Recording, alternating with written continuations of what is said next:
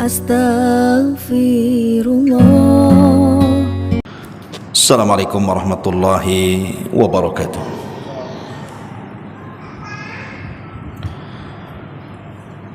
Alhamdulillah, alhamdulillahi rabbil alamin, arrahmanir rahim, maliki yaumiddin.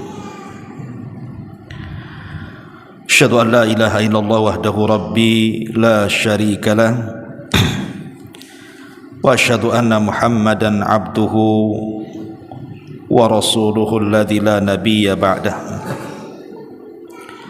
Rabbi israh li sadri wa yassir li amri wahlul 'uqdatam min lisani yafqahu qawli, amma ba'du.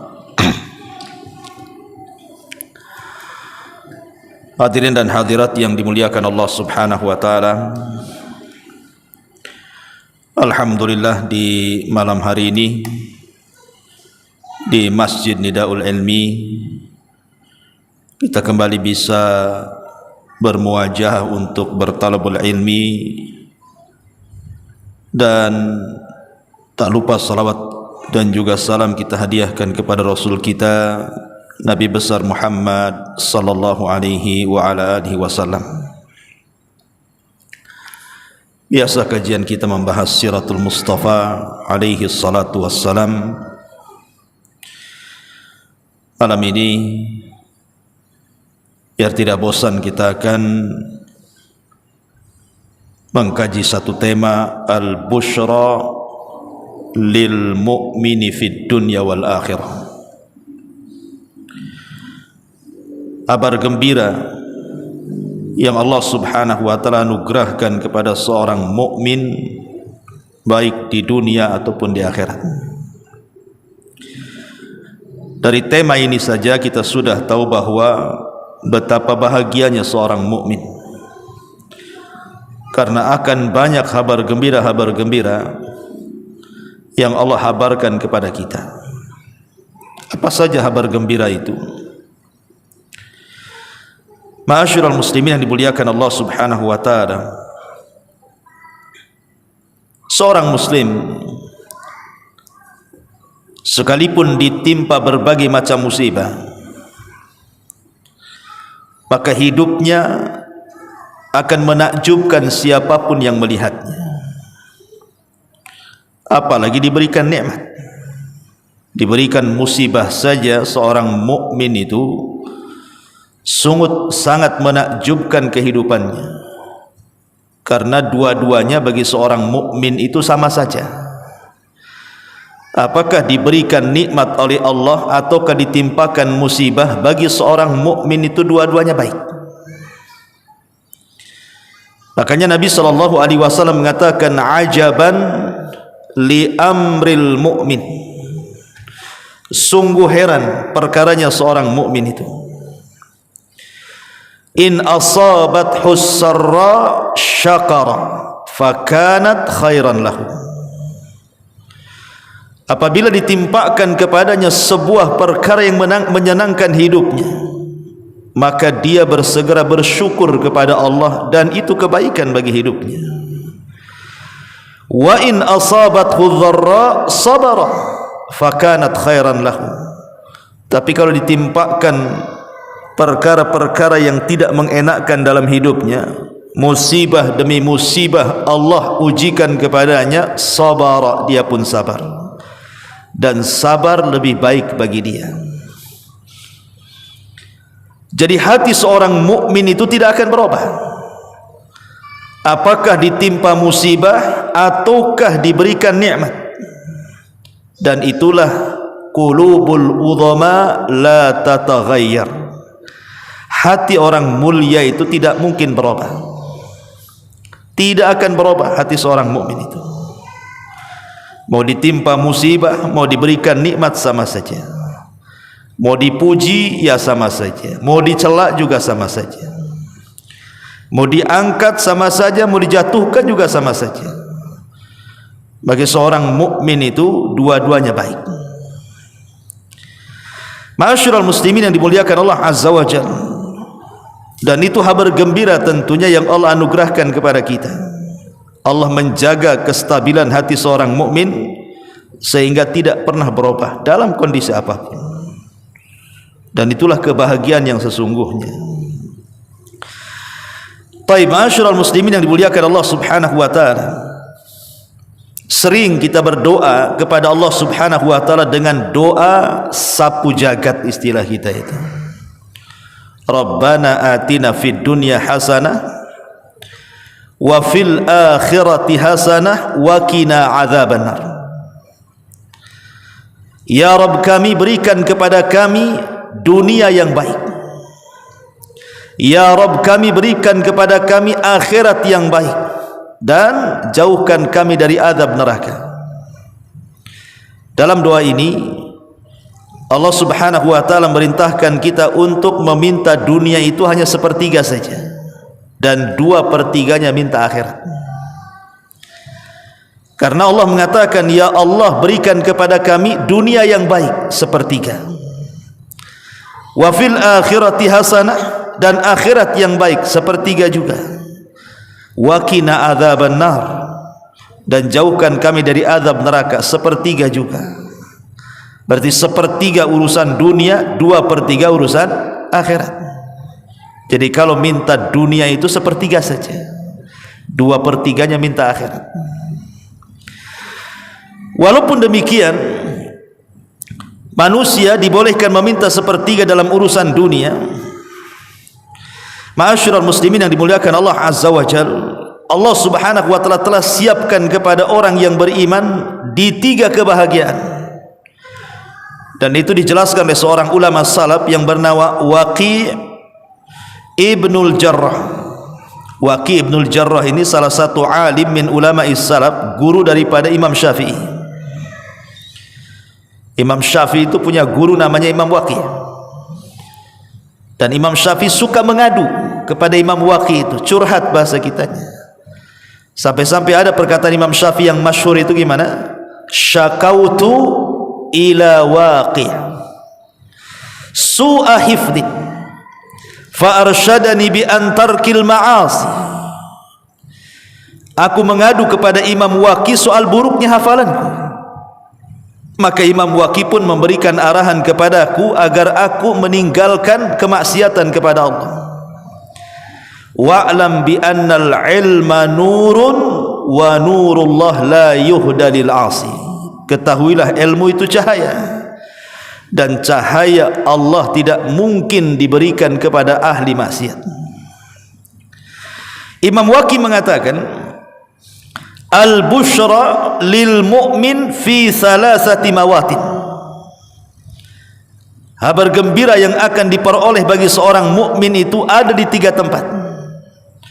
Kemudian beliau mengatakan, indal mauti, saat kematiannya, wa fil qabri, saat dalam kuburannya, wa indal ba'thi, saat kebangkitannya. Saat kematiannya, saat di kuburannya, dan saat dibangkitkannya. Banyak kabar gembira yang Allah anugerahkan kepada mereka. Tapi sebelum saya membahas tentang kabar gembira indal maut, saat kematian, saat kuburan, dan saat dibangkitkan, lalu apa kabar gembira yang Allah akan anugerahkan mereka di dunia? Inilah yang kita akan bahas sedikit. Ma'asyiral muslimin yang dimuliakan Allah Subhanahu wa taala. Yang pertama dari hadis Abi Dzar Al-Ghifari radhiyallahu anhu. Hadis Abi Dzar Al-Ghifari radhiyallahu anhu. Dikatakan kepada Nabi sallallahu alaihi wasallam, ya Rasulullah, ara'aita ar-rajula ya'malu al-'amala min al-khairi wa yahmaduhu aw yuhibbuhu an-nasu 'alayhi. Faqala an-nabiy sallallahu alaihi wasallam, tilka 'ajilu busyral mu'min. Rawahu Muslim. Dari Abi Dzar Al-Ghifari radhiyallahu an dikatakan kepada Rasulullah, Rasul, bagaimana pendapatmu tentang seorang laki-laki yang melakukan sebuah amalan kebaikan, tiba-tiba manusia memujinya atau manusia suka pula kepadanya, maka Rasul mengatakan itulah kabar gembira bagi seorang mukmin yang Allah segerakan di dunia. Umpamanya antum pergi haji, tidak ada niat haji antum itu pulang dipanggil Pak Haji. Memang antum haji itu ingin menyempurnakan rukun Islam, sama sekali tidak ada keinginan itu. Kalau bisa janganlah orang tahu antum haji. Masalahnya kebanyakan orang haji pasti orang tahu karena antum kasih tahu. Bahkan tahun depan haji, tahun ini sudah woro-woro tuh. Doakan akhi ya, tahun depan anak haji kan itu. Tapi sholat tak ada, doakan ya nanti asar anak sholat, sama-sama rukun Islam loh ya. Ya. Mungkin karena haji ini pakai biaya kan, pakai tenaga, makanya orang harus tahu. Anggaplah antum ini ikhlas karena Allah Subhanahu wa taala, betul-betul orang enggak tahu antum haji. Antum tahu-tahu daftar, tahu-tahu berangkat. Selesai manasik haji, antum pulang ke Indonesia, tidak ada yang tahu. Qadarullah pula ada satulah ketemu di Saudi ketika haji, ngasih tahu, anak ketemu si Anu haji pula, si Anu tuh. Iya, oh sekarang dia jadi Pak Haji tuh. Akhirnya antum dipanggil Pak Haji, mau kemana Pak Haji? Tidak ada niat antum dipanggil Pak Haji, tapi tiba-tiba kemudian manusia memanggil antum dengan sebutan seperti itu, dan itu kan sebutan pujian namanya. Kalau tidak ada niat sama sekali untuk supaya manusia memanggil kita Pak Haji, tiba-tiba orang memanggil Pak Haji, itulah yang disabdakan tilka ajilul busyral mu'min fid dunya. Itulah kabar gembira yang Allah habarkan kepada kita di dunia. Jadi kalau ada orang yang melakukan amalan secara ikhlas, tiba-tiba manusia suka dengan kita, itulah kabar gembira bahwa pujian manusia kepada kita, perasaan suka dan cinta manusia kepada kita, itu salah satu daripada tazkiyah, rekomendasi kita ini orang baik. Lalu apa faedahnya pujian manusia kepada kita? Karena keikhlasan kita, bukan karena riya kita loh ya. Ada sebuah hadis di zaman Nabi SAW, ada jenazah lewat, semua orang mencaci maki jenazah itu, mungkin karena jeleknya. Kemudian yang kedua, datang lagi jenazah yang lain, semua manusia memujinya karena kebaikannya. Maka Nabi SAW mengatakan wajabat, dua-duanya wajib. Sahabat mengatakan, apa yang anda maksudkan wajib wahai Rasul? Maka Rasul mengatakan, adapun jenazah al-ula yang pertama wajabat lahun nar, adapun jenazah yang kedua wajabat lahul jannah. Jenazah yang pertama wajib masuk neraka, jenazah yang kedua wajib masuk surga, kata Rasul. Artinya lihat bagaimana Nabi SAW ketika mengatakan wajabat lahul jannah, jenazah yang kedua itu wajib masuk surga, karena manusia memujinya. Tentu manusia memuji kepada jenazah itu bukan karena jenazah itu semasa hidupnya riya, tidak.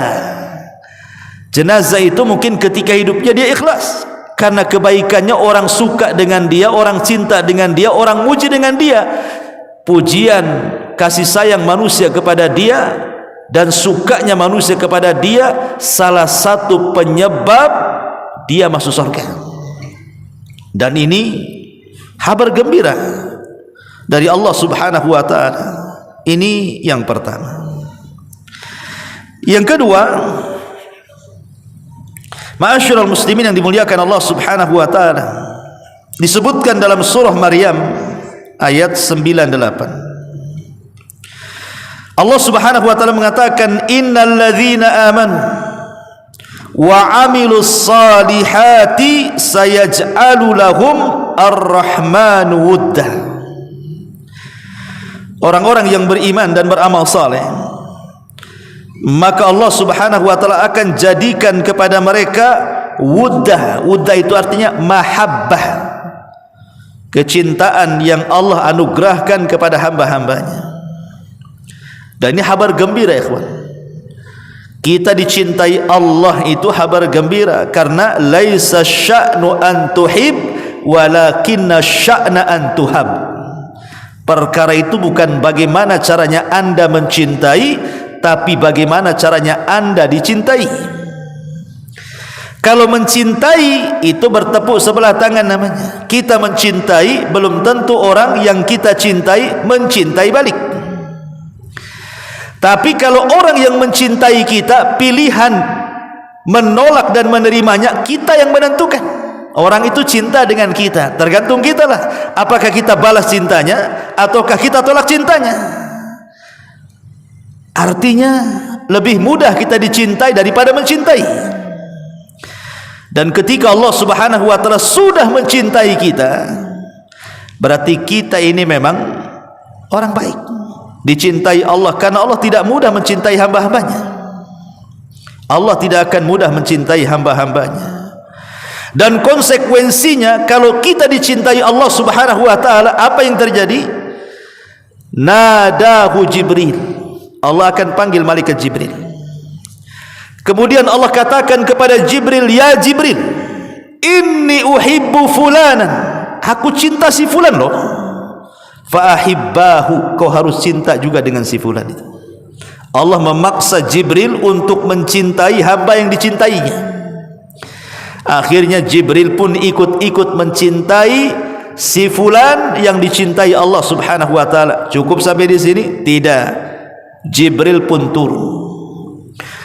Dia memanggil seluruh malaikat Allah dimanapun mereka berada, baik malaikat yang ada di arsy, baik malaikat yang ada di lapisan-lapisan langit, baik malaikat yang ada di bumi yang bertugas di alam semesta. Jibril memanggil seluruh malaikat dan mengatakan, ya malaikat Allah, ya malaikat Allah, innallaha ahabba fulanan fahibbuh, kata Jibril. Hei malaikat-malaikat Allah dimanapun kau berada, Allah sudah mencintai si fulan, kalian semua harus cinta kepada si fulan. Ya, ketika Allah mencintai kita, semua malaikat mencintai kita. Ketika semua malaikat mencintai kita, apa yang terjadi? Allah tanamkan kepada hati-hati manusia sehingga mereka cinta kepada kita. Luar biasa. Ya, ini kabar gembira dari Allah Subhanahu wa taala. Ini yang kedua. Kemudian yang ketiga, kabar gembira yang ketiga di dunia bagi seorang mukmin, ammal bisyaratu fid dunya allati yu'ajjiluha Allah lil mu'mini ta'jilan li fadli taufiquhu lahum lil khairi wa asamathu lahum minasy syarri, kama qala sallallahu alaihi wasallam, amma ahlus sa'adati fayuyassiruna li'amali ahli sa'adati. Yang ketiga, bentuk bisyarah, kabar gembira Allah bagi seorang mukmin di dunia adalah taufiquhu lahum lil khairi. Allah berikan taufik, hidayah taufik bagi seorang hamba untuk mudah melakukan kebaikan. Dan juga Allah jaga seorang hamba itu dari melakukan keburukan atau tersentuh dengan keburukan. Dan Nabi SAW mengatakan, amma ahlus sa'adati, adapun orang-orang yang senantiasa diberikan kebahagiaan di dunia, fayuyassiruna li amali ahli sa'adah, mereka pun dimudahkan untuk melakukan amalan-amalan orang-orang yang kelak akan dibahagiakan Allah Azza wa Jalla. Lihat, kabar gembira bagi seorang mukmin adalah ketika Allah memberikan taufik kepada kita. Karena namanya taufik itu hidayah yang hanya mutlak milik Allah, ikhwan. Kalau hidayatul irsyad siapapun bisa. Anda bisa memberikan hidayah irsyad. Irsyad itu artinya membimbing manusia, hanya menjelaskan ini baik, ini buruk, ini syirik, ini tauhid, ini bid'ah, ini sunnah, ini taat, ini maksiat, ini yang boleh, ini yang tidak boleh. Antum bisa yang ngomong begitu kan? Ngajak orang, tak boleh loh, itu dilarang, yang ini saja kamu kerjakan. semua orang bisa. Ngajak orang sholat, ngajak orang zakat, ngajak orang sedekah, ngajak orang tobat, semua orang bisa. Itu namanya hidayatul irsyad. Tapi apakah orang yang antum ajak itu sadar dan mau mengikuti ajakan antum? Belum tentu. Belum tentu orang yang kita ajak, walaupun dia teman baik kita, walaupun dia keluarga kita, walaupun dia suka dengan kita, belum tentu mau dengan ajakan kebaikan kita itu. Lah, yang menjadikan orang itu mudah menerima ajakan orang itu karena ada taufik dari Allah. Kalau tidak ada taufik, tidak akan orang itu menerima ajakan siapapun. Hidayatul taufik itu biadillah. Jangan sekelas anda, sekelas saya, sekelas antum, sekelas siapapun yang sekarang ini, sekelas Nabi loh ya, ngajak pamannya untuk masuk ke dalam surga, tidak mau. Abu Lahab. Bahkan orang yang paling mencintai Nabi, dicintai Nabi, Abu Talib sekalipun menolak ajakan Nabi. Ketika Rasul mengatakan, "Qul ya ammi kalimatu la ilaha illallah uhaju bika indallah," katakan pamanku, ucapkan kalimat la ilaha illallah, aku akan berhujjah di hadapan Allah, aku akan selamat. Tapi sampai hembusan nyawa terakhir Abu Talib tidak mengucapkan kalimat yang mulia itu. Ya, karena taufik itu milik Allah.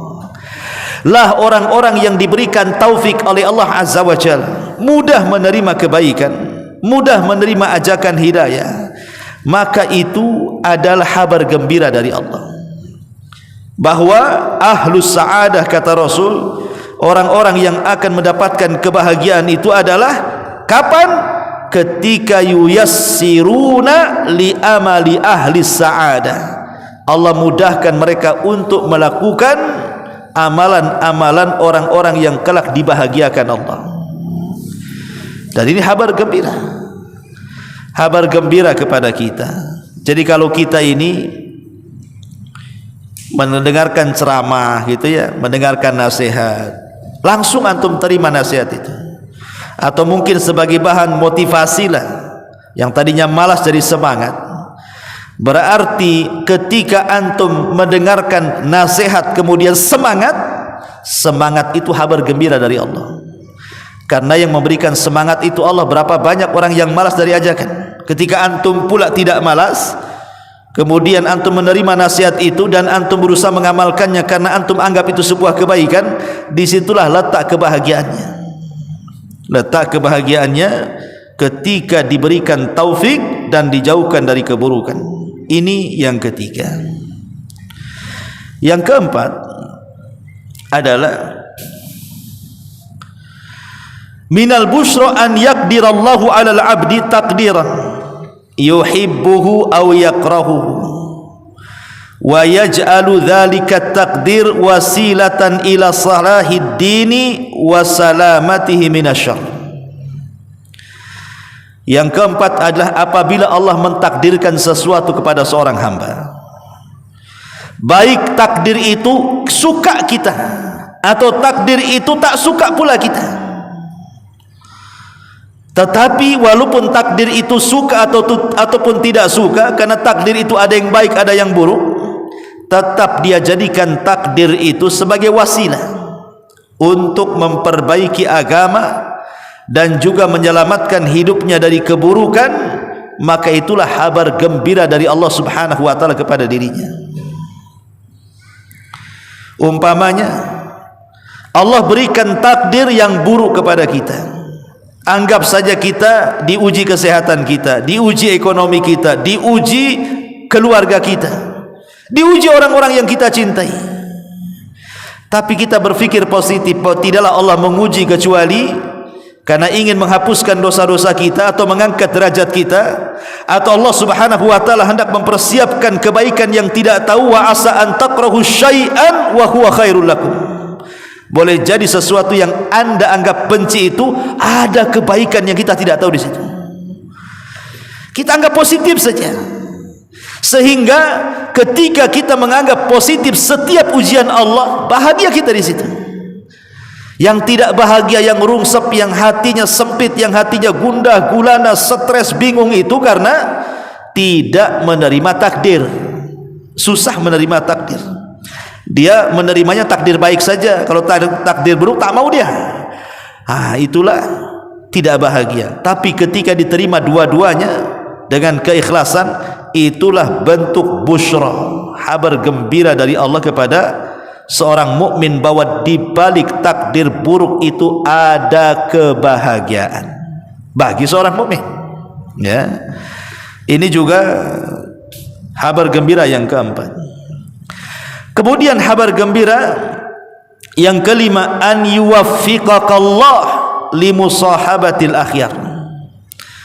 Allah memberikan taufik kepadamu di mana di dunia ini Anda diberikan teman yang baik, baik pasangan hidup ataupun pasangan dalam bertetangga ataupun pasangan dalam partner bisnis dan yang lainnya. Allah berikan orang-orang baik.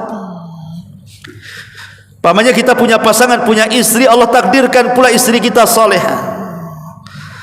Betapa banyak kemudian suami-suami yang stres gara-gara istrinya salehah. Alhamdulillah istri saya salehah. Walaupun sedikit ada toleh-tolehnya, tapi minimalnya banyak solehahnya lah kan. Biasalah, istri ini kadang-kadang jengkelin, kadang-kadang nyenengin kan itu. Tapi kalau banyak senangnya daripada jengkelnya kan kabar gembira itu. Masalahnya Ustaz, sekali jengkel itu kebaikan saya hilang di mata dia. Itulah kekurangan istri itu. Ingat, kekurangan istri itu di situ. Kalau antum berbuat baik seumur hidup antum, satu kali saja antum kemudian melakukan kesalahan, apa kata istri? Memanglah kau nggak pernah berbuat baik sama aku, katanya. Bayangkan, bertahun-tahun loh suami itu kerja keras, banting tulang, keringat bercucuran, kaki di atas, kepala di bawah terik matahari kering kelontang. Dia tinggal menerima uang belanja makan saja. Ketika kita ini para suami sudah lelah letih loh mencari uang, tiba-tiba salah sedikit dikatakan, memanglah kau tak punya perasaan, katanya. Memanglah kau ini tidak pernah memberikan perhatian. Tidak ada kebaikan sedikit pun kamu sama saya. Tidak ada perhatian, macam-macam bahasanya. Intinya satu sebenarnya, mengingkari kenikmatan. Itulah sisi negatifnya seorang istri di situ sebenarnya. Dan itu harus disikapi dengan kesabaran, karena disitulah letak kurangnya wanita. Kalau antum tidak bisa kemudian menundukkan letak kurang dalam bab ini, nggak bisa. Antum pasti akan sempit dadanya. Kurang ajar, aku sudah kasih makan, kasih rumah, kasih ini, dibilang tidak berbuat baik, mana otaknya, dasar gila. Mulai akhirnya kan, akhirnya ketika kemudian kita berkomentar, tidak jadi rumah tangga. Di situ letaknya. Ya. Tapi ma'asyiral muslimin yang dimuliakan Allah Azza wa Jalla, kalau di hadapan, okelah itu sisi kekurangan istri itu. Tetapi kalau kemudian Allah Subhanahu wa taala takdirkan kita mendapatkan istri kita itu ibadahnya bagus, salat masya Allah, bertanggung jawab kepada suami, ya kalau ada sikit-sikitnya maafkan saja. Ya, nggak bisa Ustaz maafkan, bahasa dia itu menyelekit kepada hati ini. Kalau gitu sama aja tuh perempuan juga. Laki-laki itu kalau ada ucapan yang tidak enak, tidak dibawa ke perasaan. Yang dibawa ke perasaan itu perempuan. Laki-laki itu kalau mendengar sebuah perkataan yang enak, dibawa masuk ke akal, bukan ke perasaan. Jadi bahan pertimbangan. Jadi bahan pertimbangan laki-laki itu. Masalah gini saja, biarin saya lah. Gitu jadinya ya. Jadi akhirnya semua masalah besar disederhanakan. Itulah akal. Akal itu fungsinya apa? Menyederhanakan masalah besar. Tapi kalau perasaan dibalik, ya, membesarkan masalah kecil. Itu perasaan tuh. Masalahnya kecil, tapi karena dibawa perasaan, dibawa ke perasaan, jadi besar jadinya itu. Ya. Coba bayangkan ya. Tapi kalau akal dibalik, masalahnya rumit jadi sederhana. Itulah akal. Karena akal itu mencari-cari akal. Makanya ada istilah tuh banyak akalnya orang tuh. Kan itu ya, itu banyak akalnya orang tuh. Karena apa? Masalah sulit jadi mudah. Itu laki-laki harusnya seperti itu, pandai menyederhanakan masalah yang sulit. Kalau kemudian menyulitkan sebuah perkara makin sulit, Itu membawa keperasaan itu namanya. Taib ma'asyiral muslimin yang dimuliakan Allah Azza wa Jalla, intinya bahwa salah satu kabar gembira adalah memberikan taufik mendapatkan teman hidup yang bagus, istri yang salehah, tetangga yang bagus, lingkungan yang bagus. Itu kabar gembira, ikhwan. Kabar gembira kita ini dapat teman-teman yang baik.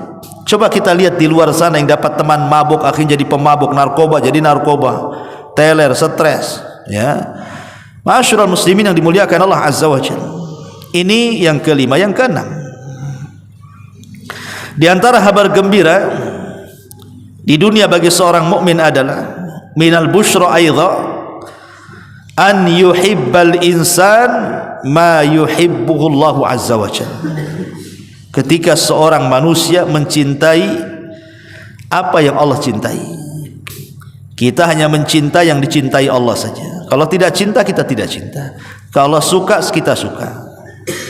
Ketika ini menjadikan kehidupan, dalam kehidupan kita, kita terapkan, kita hanya mencintai dan membenci apa yang Allah cinta dan apa yang Allah benci saja, maka hidupnya akan bahagia.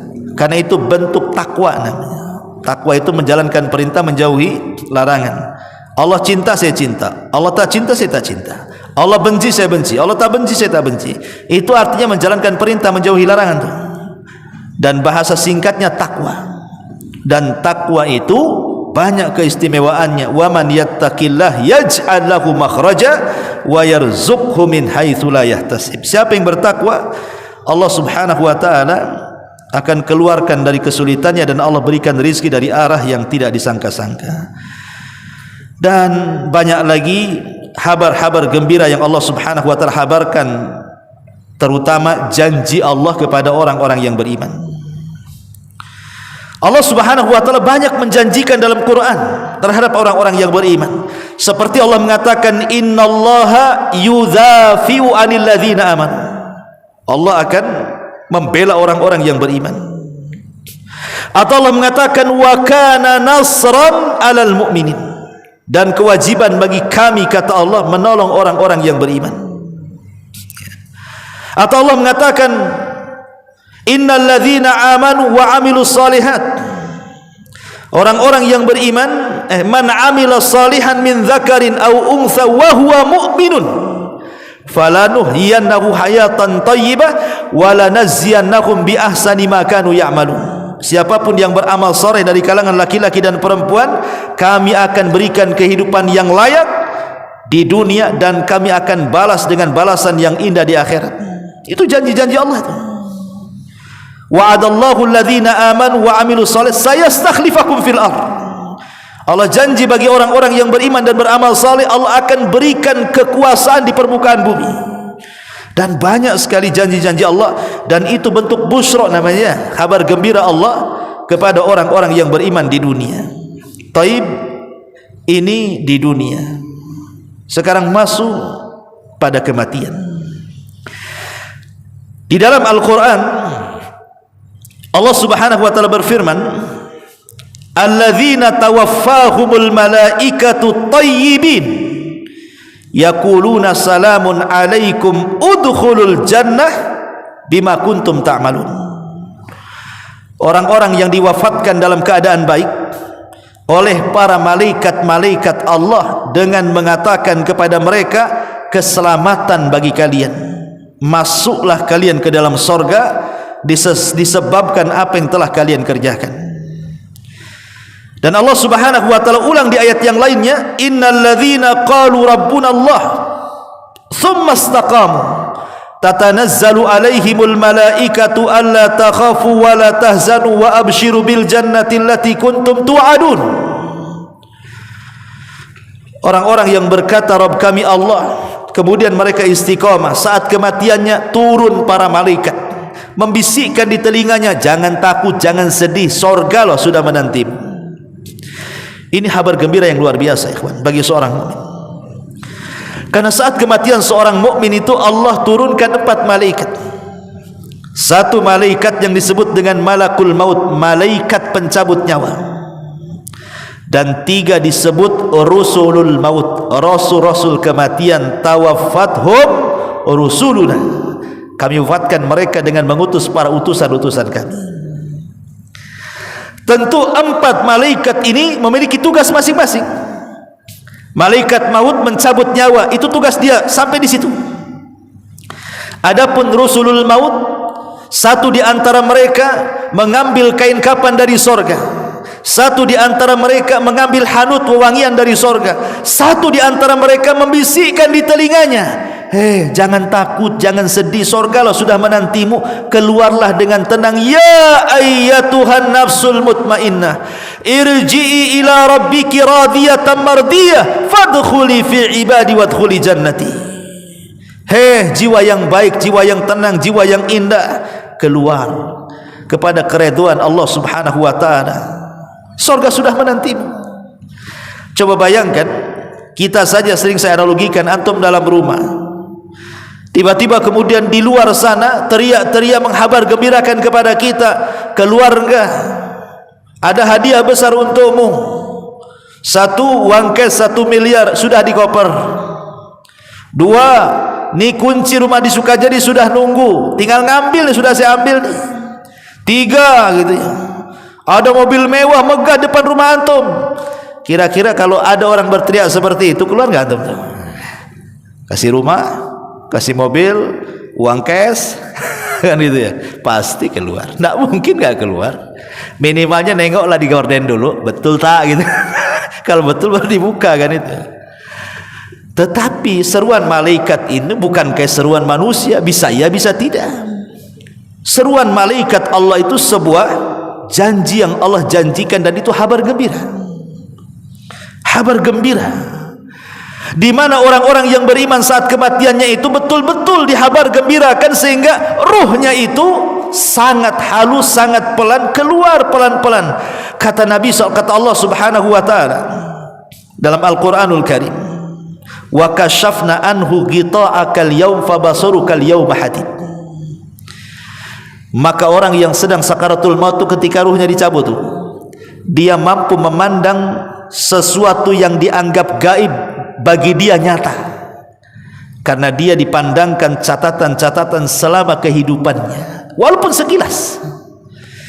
Jadi saat kematian itu, ketika para ahli tafsir memberikan catatan kepada ayat fakashafna anhu ghita', maka kami singkapkan penutup itu, fabasarukal yauma hadid, sehingga dia bisa menatap dengan tajam. Maksudnya saat detik-detik wafat itu, amalan kebaikan yang dicatat oleh para malaikat itu sempat ditampakkan sedikit sebelum ruhnya tercabut, sehingga ketika kemudian dia memandang catatan itu, karena catatannya baik semua, ya ada yang buruk tapi kebanyakan baik, maka kita lihat ekspresi kematiannya. Di antara mereka ada yang tersenyum, di antara mereka ada yang mampu mengucapkan kalimat la ilaha illallah, man kana akhiru kalamihi la ilaha illallah dakhalal jannah. Di antara mereka ada yang membaca Al-Quran saat kematiannya, di antara mereka ada yang sedang sujud saat kematiannya, di antara mereka ada yang keringat di dahinya, di antara mereka macam-macam. Kenapa? Karena ekspresi kebahagiaan saat melihat catatan sebelum dicabut secara total nyawanya tuh. Dan itu kebahagiaan yang kedua, ikhwan, ditampakkan catatannya. Ma'asyiral muslimin yang dimuliakan Allah Subhanahu wa taala. Kemudian yang ketiga, sering saya ulang-ulang bahwa peristiwa alam kubur itu terdiri daripada 4 peristiwa kan. Yang pertama zaghtatul qabri, himpitan kuburan. Yang kedua fitnatul qabri, fitnah kuburan. Yang ketiga azabul qabri, azab kuburan. Yang keempat nikmatul qabri, nikmat kuburan. Yang pertama zaghtatul qabri, himpitan kuburan. Jadi himpitan kuburan ini, ikhwan, saat ruh dicabut, kemudian jenazah dibawa keranda ke dalam kuburan, kemudian ruh ini sedang berproses ke langit membawa catatannya, karena ruhnya ini yang baik sehingga mampu menembus langit pertama sampai ke 7 sampai menghadap Allah. Kemudian Allah katakan, hantarkan nih ruhnya ke dalam kuburannya kembali, angkat catatannya ke Iliyin. Ini kabar gembira juga, supaya catatannya ditaruh di Iliyin. Iliyin itu sorga, ya, sorga yang paling tinggi. Lah ketika ruh ini sudah menyatu dalam jasad, dikembalikan nih. Dan ini akidah ahli sunnah wal jamaah yang menyelisihi Mu'tazilah dan juga orang-orang Khawarij, bahwa azab kubur itu sesuatu yang nyata, birruhi wal jasad, dengan ruh dan jasad. Seperti kita nih, ruh dan jasad nih. Ketika ruh itu dimasukkan, apa yang terjadi? Disitulah sebelum adanya fitnatul qabri, fitnah kuburan, kubur itu akan menyempit sampai akhirnya terjadilah dhawtatul qabri, himpitan kuburan. Ini peristiwa pertama. Tapi sekali lagi ini kan perkara gaib, ikhwan. Jangan coba-coba antum letakkan CCTV di situ. Letakkan CCTV, tengoklah di komputer. Mana kubur yang tak bergerak-gerak kan itu. Jangan menyamakan perkara gaib dengan perkara nyata. Itu sudah beda alam. Tidak bisa di CCTV kan. Ma'asyiral muslimin yang dimuliakan Allah Azza wa Jalla. Lah setelah kemudian menyempit sampai terjadi himpitan kubur.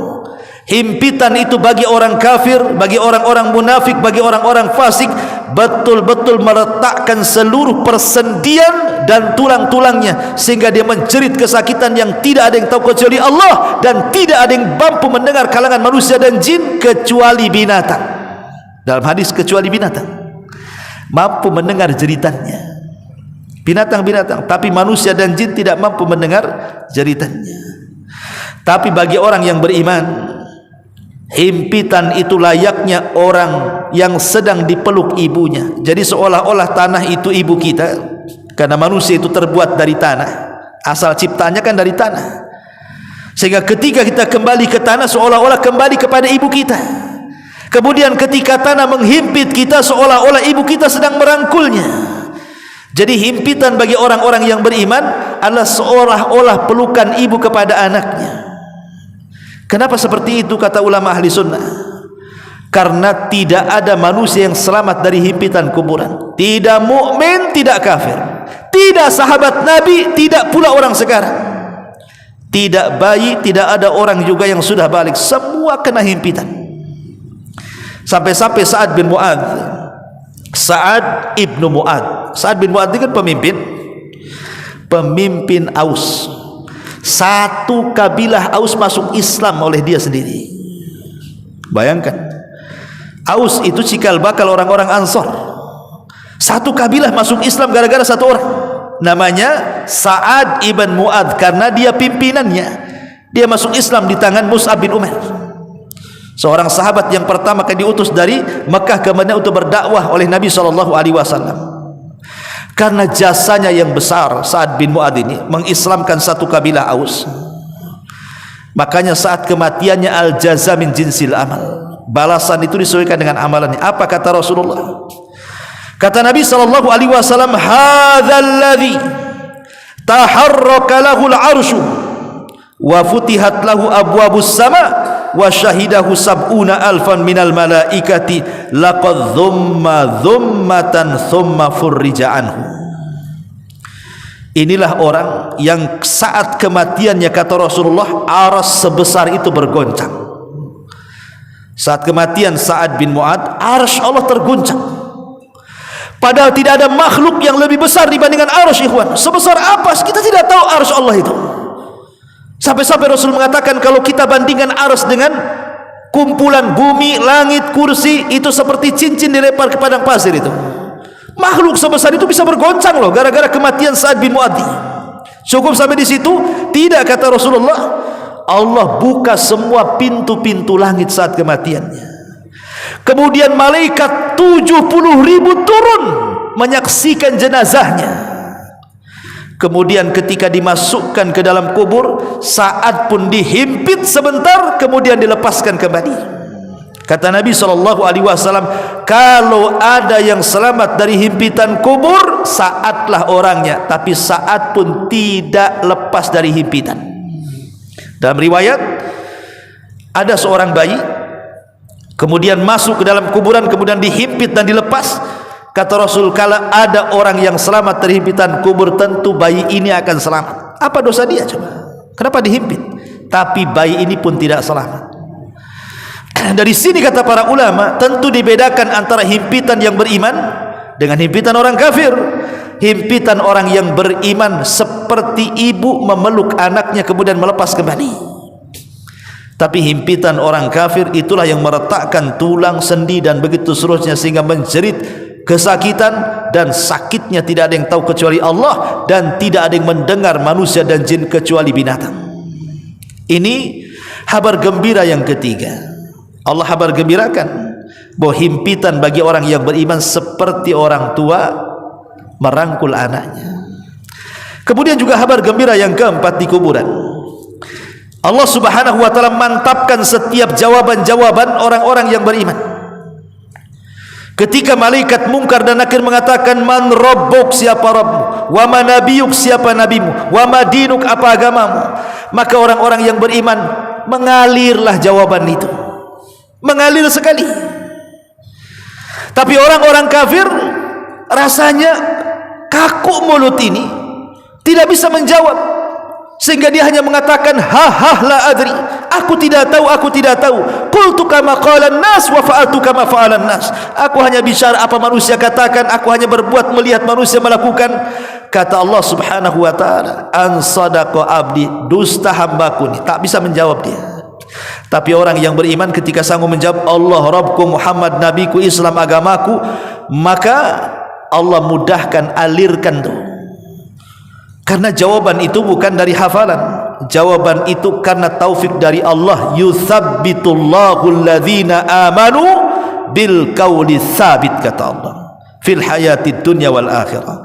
Allah tetapkan jawaban orang-orang yang beriman, mengalir jawabannya.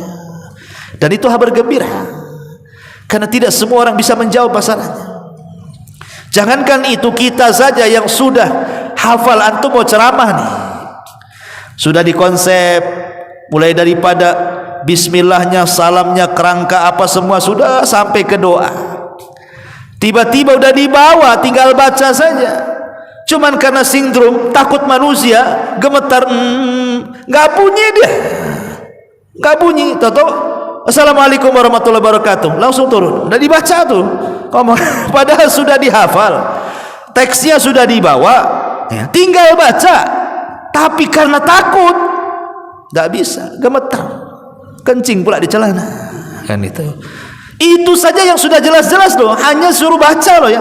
Apalagi digertak oleh malaikat Munkar dan Nakir, gimana nggak menggigil ketakutan, sehingga dia salah-salah jawab lah, kan begitu. Ma'asyiral muslimin, jangan itu saya di Jabal Uhud, nih santri ini mau ujian hafalan Quran. Kalau jurinya ya muslim saja, ngalir dia. Sekali saya jurinya nggak bunyi dia. Saya jurinya udah takut tuh sama Abu Hurairah. Lupa semua tuh. Lah itu sama orang seperti itu. Ya. Masyarul muslimin, apalagi ini yang dihadapi ini Munkar dan Nakir, kan gitu ya.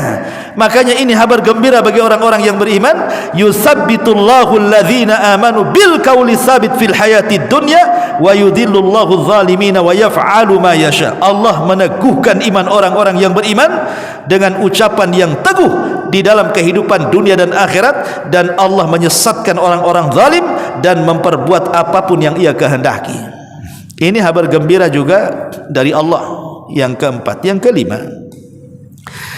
rekomendasi Allah Subhanahu wa taala ketika seorang yang beriman ini mampu menjauh apa yang terjadi, Allah langsung bicara dari atas dan mengatakan, ang sadaqa abdi, hambaku telah benar. Bayangkan, Allah yang ngomong seperti itu, an sadaqa abdi, hambaku telah jujur, hambaku telah benar, sanggup memberikan jawaban soalan-soalan malaikatku. Ingat, kalau Allah yang mengatakan hambaku telah benar, satu dunia mengatakan orang ini dusta, nggak ngaruh. Tapi kalau Allah yang mengatakan hambaku telah berdusta, satu dunia menganggap dia orang jujur, percuma. Percuma, ikhwatu fiddin. Makanya di dunia itu yang penting mendapatkan keridhaan Allah. Satu dunia manusia enggak redha, enggak apa-apa, yang penting Allah redha. Satu dunia mau menghinakan kita, yang penting Allah memuliakan, enggak masalah.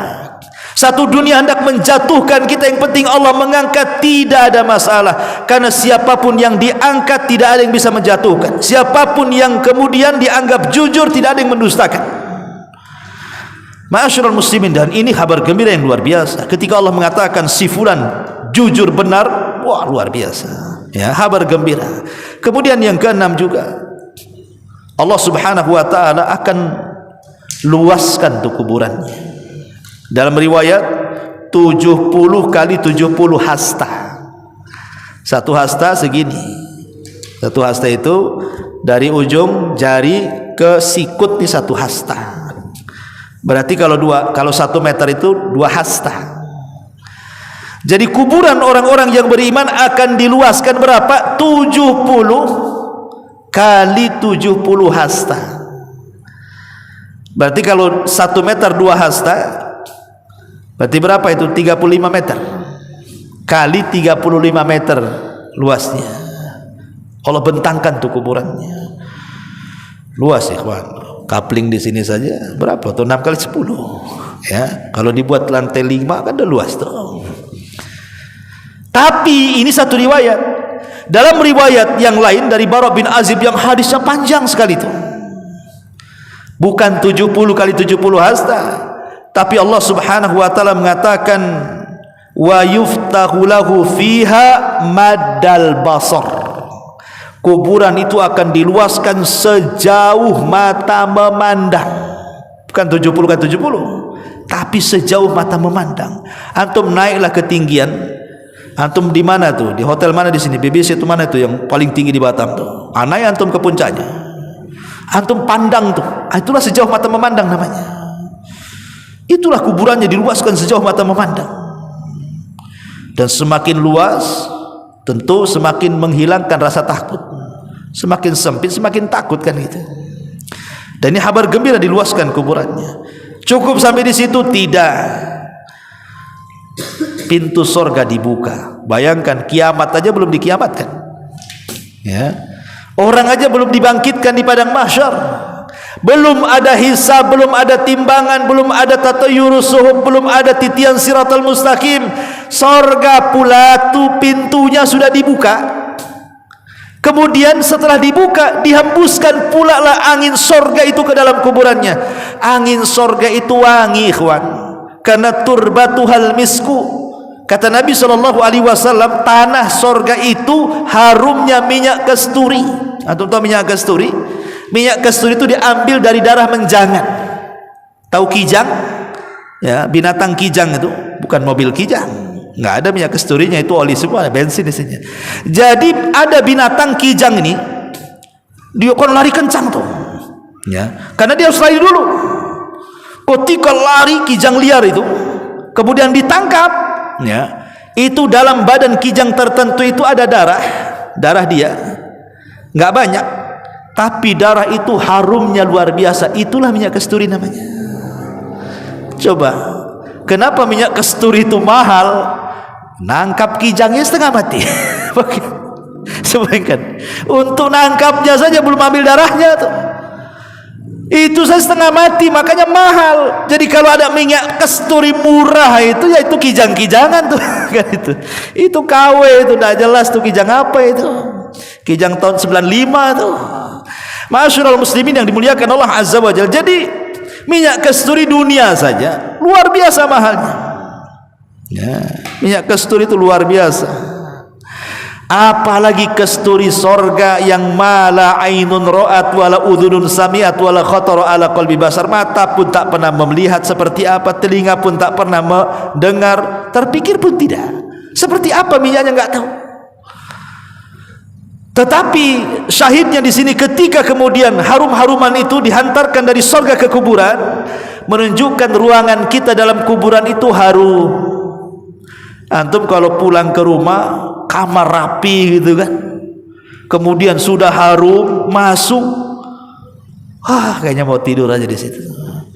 Makanya lihat antum kalau masuk ke hotel-hotel mewah tuh, hotel-hotel villa-villa tuh kan, yang harganya di atas 10 juta satu malam tuh, kan harumnya luar biasa. Masuknya sudah nggak mau keluar antum. Ya, masalahnya kalau tak keluar diusir lah, antum bayar satu malam aja, nggak bisa 2 malam lagi. Ya, tapi lihat bagaimana coba, satu ruangan yang didesain demikian rupa sehingga mahal harganya, rata-rata wangi. Kalau bau mana ada orang masuk situ, dikomplain lah, nggak laku pula hotelnya. Tapi di sini bagaimana Allah Subhanahu wa taala free, ya, majanan memasukkan wewangian dari sorga ke dalam kuburan. Apa nggak betah orang yang di kuburan itu?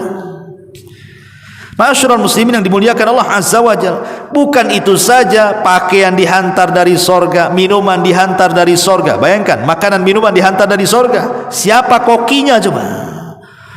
Di sorga itu lezat sekali makanannya, karena kesamaan nama makanan di dunia dan di sorga itu hanya nama saja kesamaan, hakikat berbeda. Ya, di dunia ada singkong, ada kurma, ada pisang, ada anggur, dan begitu seterusnya. Di surga juga sama, itu hanya sama nama saja, hakikatnya berbeda. Jadi ini nikmat luar biasa. Makanya senikmat-nikmatnya kehidupan dunia masih nikmat ketika Allah berikan nikmat kubur di dalam kuburnya. Karena itu surga permulaan sebelum masuk kepada surga yang beneran sesungguhnya. Surga yang pertama itu kuburan dulu, karena disitulah taman dari taman-taman sorga.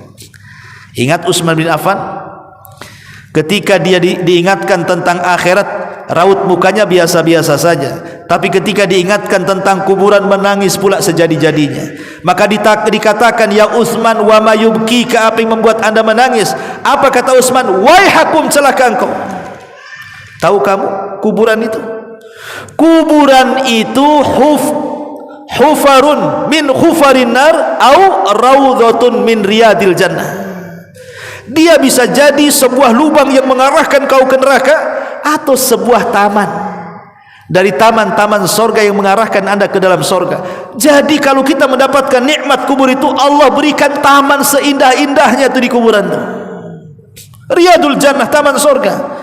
Makanya para ulama mengatakan, orang-orang yang beriman yang masuk ke dalam kuburan dan mendapatkan nikmat kubur, maka tidak ada mururuz zaman. Apa mururuz zaman itu? Maksudnya tidak terasa waktu demi waktu yang melalui dia. Kita saja di dunia kan terasa satu hari kok lama kali, apalagi panasnya sampai 32 derajat kan, rasanya pengen cepet sore kan gitu ya. Begitu malam juga sama, jam-jam 8 sampai jam 9 tuh peket cepet pagi, karena dinginnya waktu pagi. Masalahnya kita bisa merasakan tuh mururuz zaman tuh, dari hari ke minggu, minggu pergi datang bulan berlalu datang tahun hilang pula, datang lagi minggu depannya, bulan depannya, tahun depannya. Nggak terasa dulu kita remaja, sekarang dewasa, sekarang sudah nikah pula, besok pula sudah punya cucu. Pas tengok kaca mau dipecah pula kaca itu, uban semua kan itu. Jadi zaman itu bisa kita rasakan.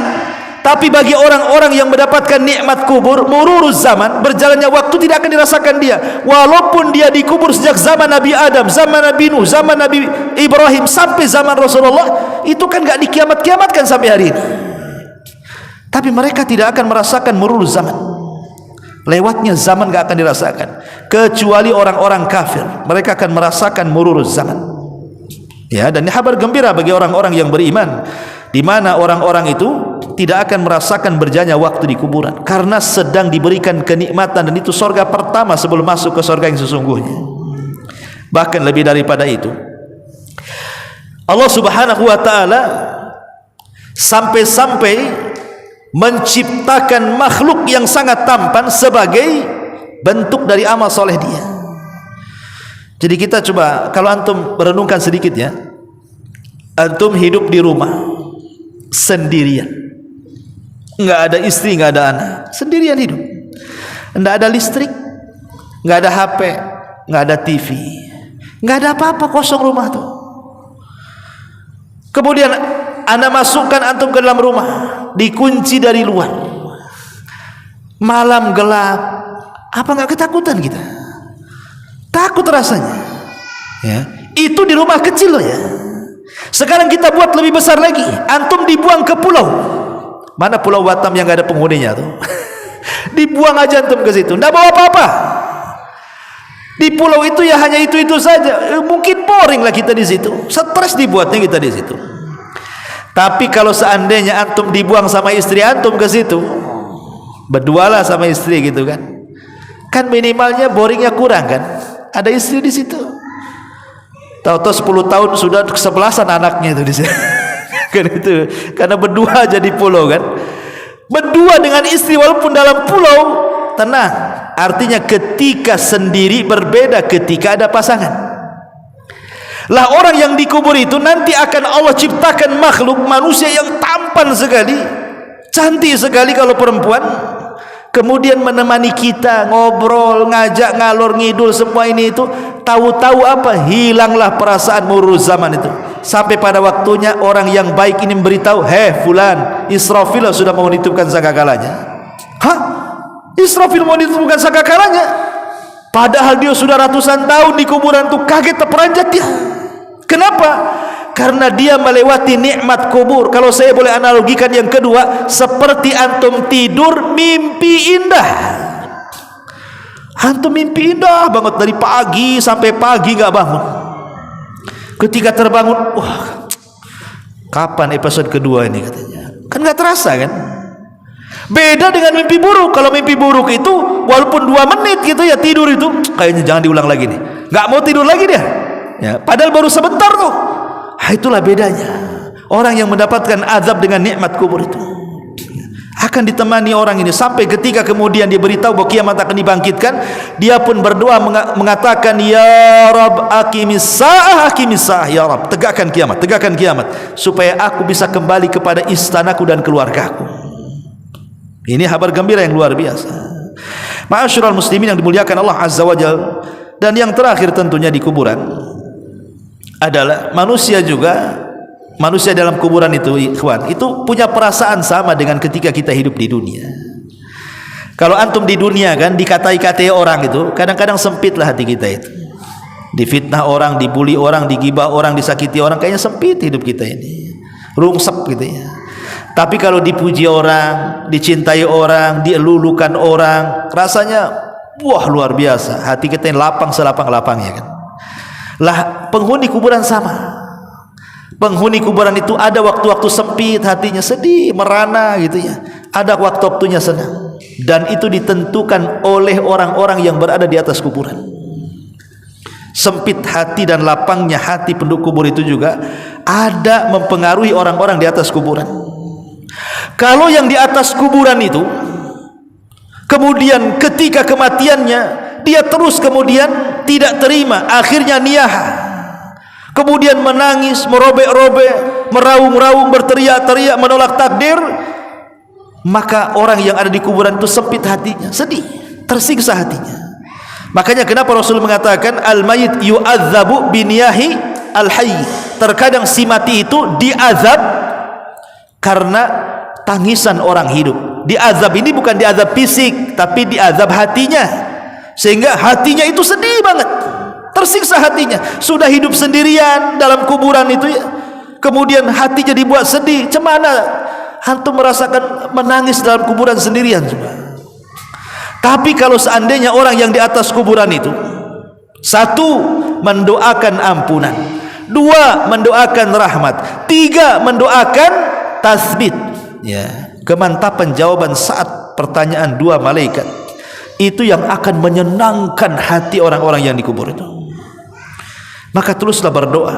Mayat itu hanya cukup 3 kata. Minta ampun kepada Allah akan dosa-dosa dia, minta rahmat kepada Allah agar Allah memberikan kasih sayangnya kepada dia, minta kepada Allah agar dia mampu menjawab soalan-soalan malaikat kepada dia. Ya, kalau 3 perkara ini terus berdoa setiap sholat, sepertiga malam, ketika apapun antum berdoa kepada orang tua kita yang sudah meninggal, itu akan membuat lapang hati mereka dan kuburan mereka. Dan ini kabar gembira ya, yang Allah Subhanahu wa taala anugerahkan kepada orang yang mati. Ini yang kedua, kabar gembira saat kematian. Kemudian yang ketiga, kabar gembira indal ba'thi, saat berada di hari kebangkitan. Di dunia saat kematian dan di kuburan, maka yang terakhir indal ba'thi, kata Imam Waqi, indal ba'thi, saat dibangkitkan manusia. Saat dibangkitkan manusia, manusia terkelompok menjadi 2 kelompok kan. Ada orang-orang kafir, Mereka mencela-cela dan mengatakan, ya wailana man ba'atsana min marqadina. Dalam surah Yasin Allah mengatakan, celaka, duh celaka, siapa yang membangkitkan aku ini dari tidur-tidur kami ini. Celaka kami, siapa yang membangkitkan ini? Akhirnya mereka pun, yauma yafirrul mar'u min akhi wa ummihi wa abi wa sahibatihi wa banih likulli imri'in minhum yauma idzin sya'nun yughni. Sudah tidak kenal lagi. Orang lari dari saudaranya, lari dari ibu bapaknya, lari dari orang-orang yang dicintai anak istrinya. Masing-masing punya kesibukan sendiri-sendiri untuk menyelamatkan dirinya. Tersiksa tuh orang-orang kafir munafik fasik itu. Tapi orang yang beriman, Allah kasih kabar gembira. Saat dibangkitkan, ketika manusia lari ke sana kemari itu, apa kata orang-orang yang beriman? Hadza ma wa'adar rahman wa sadaqal mursalun. Inilah janji Ar-Rahman Allah, dan benarlah ucapan para rasul bahwa akan ada hari kebangkitan. Walladzina amanu tsumma tabat, walladzina amanu, dan orang-orang yang beriman kemudian keimanannya diikuti, kata Allah Subhanahu wa taala, oleh keluarga besarnya. Alhaqna bihim dzurriyyatuhum, maka kami akan kumpulkan dia dan seluruh keluarga besarnya. Saat kebangkitan, istrinya di samping, anaknya di samping, orang tuanya di samping, minimalnya menenangkan hati ketika keimanan itu menular kepada keluarga. Ini kabar gembira yang pertama. Kabar gembira yang kedua, saat Nabi SAW menanti di telaganya, maka orang-orang yang beriman akan digiring ke telaga Rasul. Kemudian kata Nabi SAW, man syarabaha lam yadma minhu ahada, lam yadma minhu abada. Siapapun yang meminum seteguk saja dari telaga Rasul, dia tidak akan haus selamanya, karena dia akan mendapati matahari di atas kepala masalahnya. Tapi orang yang meminum dari telaga Rasul, walaupun terik matahari di atas kepala, tidak akan pernah kehausan hidupnya. Dan itu kabar gembira. Tapi ada orang-orang yang diusir dari telaga itu, kemudian dikatakan suhkan, suhkan, pergilah kalian, pergilah kalian. Kata Rasul, itu umatku wahai Rasul. Wahai Allah, itu umatku, kata Rasul. Tapi Allah mengatakan, ya Muhammad, innaka la tadri ma ahdatsu ba'daka innahum ghayyaru wa baddalu. Kau tidak tahu setelah sepeninggalmu wahai Muhammad, mereka sudah merubah-rubah sunnahmu. Mereka sudah berbuat bid'ah, mereka sudah jatuh kepada kesyirikan, mereka sudah jauh daripada sunnah dan petunjukmu. Biarkan mereka terusir, katanya. Tapi ada orang-orang yang diberikan kabar gembira, bisalah dia minum dari situ. Dan minum di telaga Rasul tidak berdesak-desakan, karena gelasnya sebanyak bintang yang ada di langit. Airnya seputih, lebih putih daripada susu, lebih manis dibandingkan madu.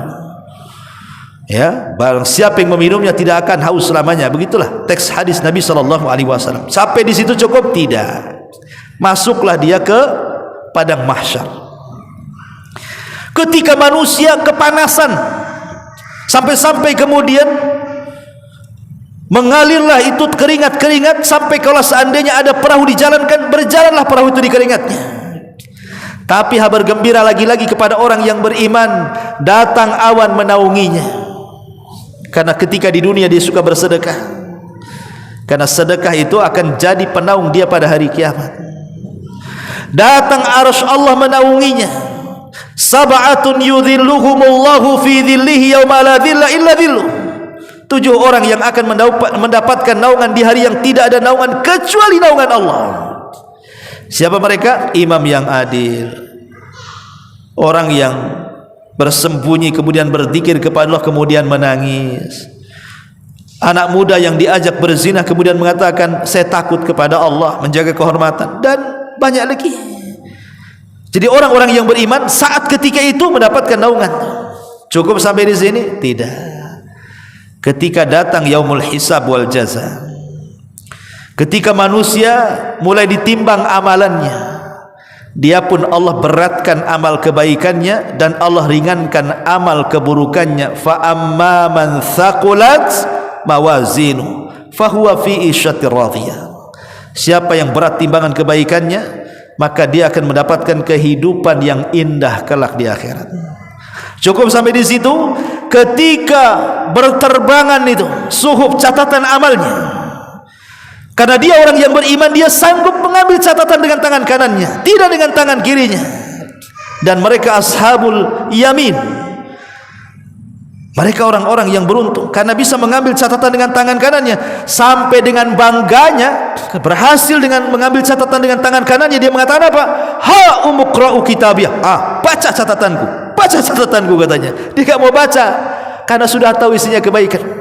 Sampai dia teriak seperti itu, saking senangnya ketika mengambil catatan dengan tangan kanannya, sampai dia mengatakan ha umqra'u kitabiyah, baca catatanku, katanya. Luar biasa. Cukup sampai di situ? Tidak. Ketika dibentangkan titian siratal mustaqim, ketika banyak orang yang terjungkal, dia pula seperti kilat sudah sampai tempat.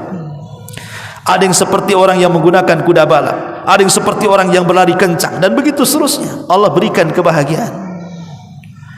Saat di kontoro, ketika manusia ada kisos karena dia tidak pernah berbuat zalim, dia melenggang saja ke pintu sorga.